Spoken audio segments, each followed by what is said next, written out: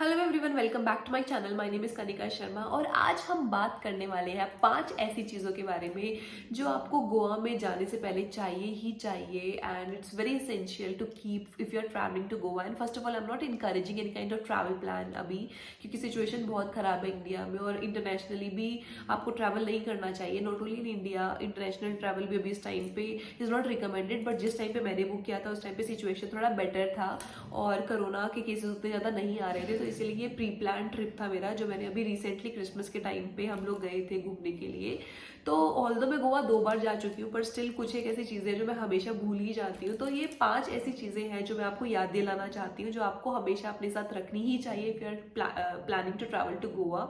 तो जब पहली ऐसी चीज़ है वो ये है, of course very very important, your mask और सैनिटाइजर स्प्रे, क्योंकि अभी सिचुएशन भी उतना अच्छा नहीं है और सब जगह पे चेकिंग्स भी हो रहा है और बहुत सारी जगह पे इनफैक्ट चालान हो रहा है इस चीज़ के लिए अगर आप मास्क में नहीं हो तो। और सैनिटाइजर स्प्रे, क्योंकि आप कहीं पे भी जा रहे हो, हाथ लगा रहे हो पब्लिक एरिया में, आपके बस के हैंडल्स को या कहीं पे भी रेस्टोरेंट में, तो एटलीस्ट आप स्प्रे करके थोड़ा प्रिकॉशंस के साथ बैठ सकते हो। तो ये है मेरी पहली चीज़। जो दूसरी इंपॉर्टेंट चीज़ मेरे हिसाब से है वो है सनस्क्रीन, क्योंकि गोवा में धूप बहुत ही ज़्यादा है और बहुत ज़्यादा टैनिंग होने की संभावना होती है अगर आपके पास प्रॉपर सनस्क्रीन नहीं है या आपने कुछ भी ऊपर अप्लाई नहीं किया हुआ है। ऑल्दो करने के बाद भी थोड़ा बहुत टैनिंग रहती है, बट स्टिल अगर आपके पास सनस्क्रीन है तो कुछ हद तक उसे कंट्रोल कर सकते हैं। और घूमना तो वहाँ पे बंद नहीं कर सकते हैं, घूमना तो धूप में पड़ता ही है।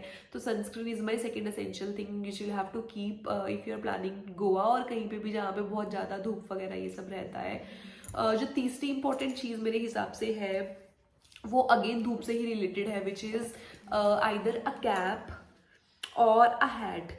क्योंकि वहाँ पे अगर आप गोवा में जाओगे तो वहाँ पे बहुत सारे हैट्स और कैप्स वगैरह ये सब मिलते हैं, क्योंकि धूप अगेन बहुत ज़्यादा है, बट बहुत एक्सपेंसिव मिलते हैं वहाँ पे। तो अच्छा है कि आप अपने घर से ही लेकर जाओ अगर आपके पास है तो, अदरवाइज़ वहाँ से जाके लेना तो एक ऑप्शन है ही। बट अगेन अगर ये आपके लोकल मार्केट से कहीं से मिल जाए या अगर आप इसे ऑनलाइन या कहीं से भी ऑर्डर कर सकते हैं तो आप इसको अपने साथ में लेके जा सकते हैं, ताकि जो ट्रैवल बीच का टाइम है उसमें एटलीस्ट आप पहन सको और धूप और ये सब अवॉइड कर सको। तो ये मेरी थर्ड एसेंशियल चीज़ थी। जो फोर्थ एसेंशियल चीज़ मेरे हिसाब से है वो है एक अम्ब्रेला, क्योंकि अम्ब्रेला इसलिए नॉट ओनली बारिश के लिए, बल्कि ये आपको अगेन धूप से भी बचाएगा। अगर आप कहीं पे बीच पे फॉर एग्जांपल गए हो, दिन के टाइम में अगर आप गए हो, उस टाइम पे अगेन वेदर उतना ज़्यादा वो नहीं है, मतलब सुहावना में भी नहीं है, धूप रहती है। और अगर आप बैठे हो और अगर आपको बहुत ज़्यादा नहीं चाहिए आपके फेस के ऊपर स्पेशली, तो आप एटलीस्ट एक अम्ब्रेला लेके उसके नीचे बैठ सकते हो, या फिर आप अम्ब्रेला लेके कहीं पे चल के जा सकते हो। अगेन क्योंकि धूप बहुत तेज़ होती है तो अम्ब्रेला एक ऐसी चीज़ है जो आप लेकर मतलब जा सकते हो। इवन दो कैप हैट वगैरह सब पहना रहता है, बट स्टिल धूप बहुत तेज़ होती है तो आपको एक अम्ब्रेला रखना चाहिए। और इसके अलावा जो बारिश का अगर कुछ मौसम है या अगर बारिश वारिश आ रही है उससे तो प्रिवेंट करता ही है अम्ब्रेला ऑफ कोर्स।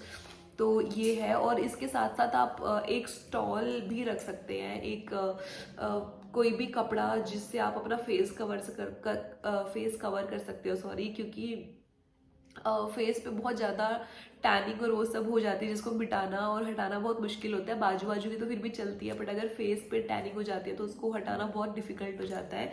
तो इसीलिए अगर आपके पास एक स्कार्फ है, आप उसको फेस पे लगा के, अगर आप स्कूटी ड्राइव कर रहे हो या अगर आपने कोई भी टू व्हीलर लिया है फॉर एग्जाम्पल, तो आप उसको स्कार्फ लगा के ड्राइव आराम से कर सकते हो, ताकि आपके फेस की टैनिंग बच सके। तो ये है। इसके अलावा जो मेरी लास्ट एसेंशियल चीज़ है वो ये है कि आपको एक चिटाई टाइप कुछ भी आपको अपने साथ रखना ही चाहिए, क्योंकि आप बीच पे जा रहे हो, वहाँ पे बहुत बार ऐसा होता है कि आपको बैठने का मन कर रहा है बट आपके पास कुछ बैठने के लिए जगह नहीं है। और बहुत सारे बीचेस ऐसे हैं जहाँ पे वो शैक्स वगैरह नहीं होते और बेड नहीं मिलते अकॉर्डिंग टू माई एक्सपीरियंस। बहुत सारे ऐसे रिमोट बीचेस होते हैं या बहुत सारे जैसे साउथ गोवा के बीचेस हैं, वहाँ पे शैक्स वगैरह नहीं भी मिलते हैं। तो आपके पास अगर बैठने के लिए कोई चटाई टाइप कुछ है या कुछ भी ऐसी चीज़ है जहाँ जिसको आप बिठा बिछा के बैठ सकते हो, तो बहुत ही अच्छा हो जाएगा, क्योंकि आप सनसेट सनराइज़ कुछ भी आप जाके आराम से इंजॉय कर सकते हो बैठ के, क्योंकि चल चल के बंदा थक जाता है, उतना ज़्यादा चल भी नहीं सकते हैं।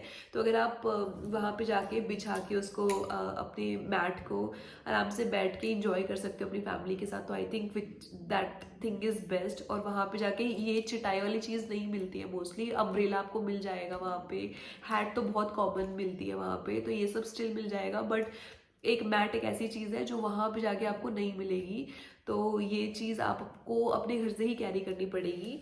तो ये है 5 एसेंशियल चीज़ें जो कि गोवा जाने से पहले आपको अपने ये पैकिंग लिस्ट में इंक्लूड कर लेनी चाहिए, क्योंकि ये वहाँ पे जाके बहुत बहुत बहुत ज़्यादा हैंडी होने वाली है।